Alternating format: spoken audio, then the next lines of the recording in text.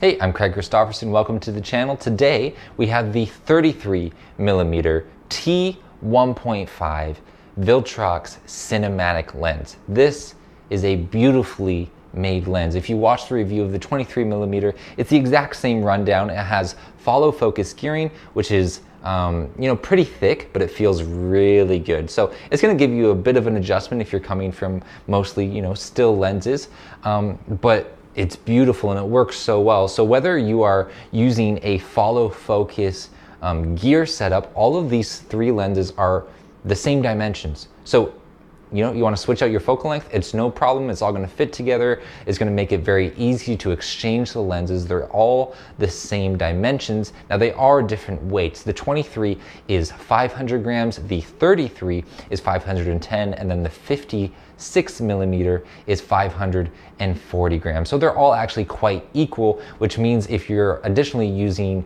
let's say a gimbal or something like that, it's going to make the changes that you have to make quite small.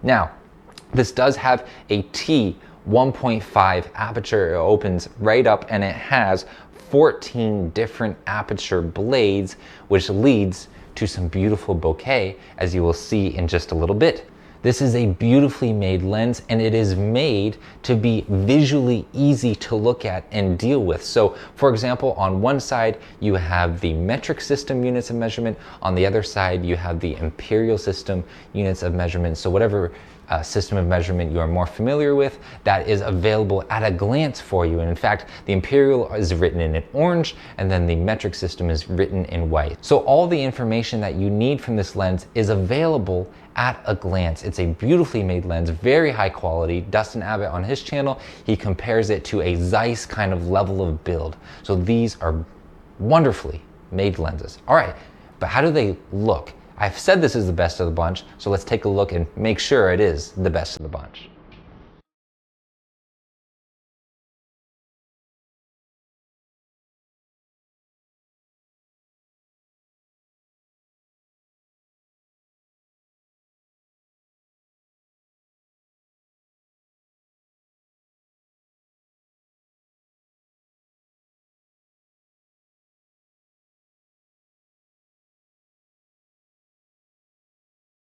Okay, so let's take a look at these images. First off, starting with focus breathing.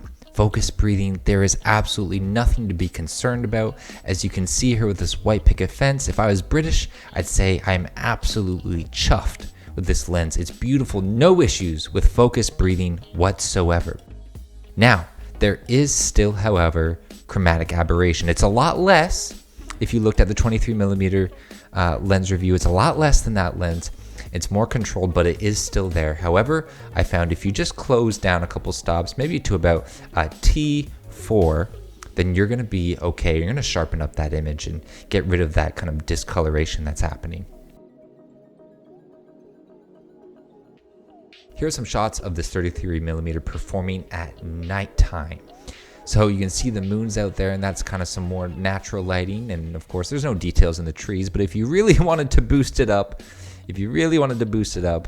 to full ISO, it is there for you. I don't know why you'd want to do that, but there is your example. Now let's take a look at the bokeh, the beautiful bokeh. Some nice, beautiful round circles you can see there, and the way that the focus just falls as we take that focus rack from the background to the foreground. It's smoother than butter down a water slide. Incredible. I love the way that transition looks. So wrapping it all up, that is the Viltrox 33mm T1.5 cinematic lens, a beautiful lens. Even though I did say that I enjoyed using the focal length of the 23 the best, the results of the 33 really speak for themselves. So if you would like to purchase the lens, the links are down below. It's going to take you where you need to go, whether that's a Canada store or a USA store. It's all down below, so you can take a look. If you liked the video, consider subscribing, leave a comment, let me know what you think, and remember to let the light in.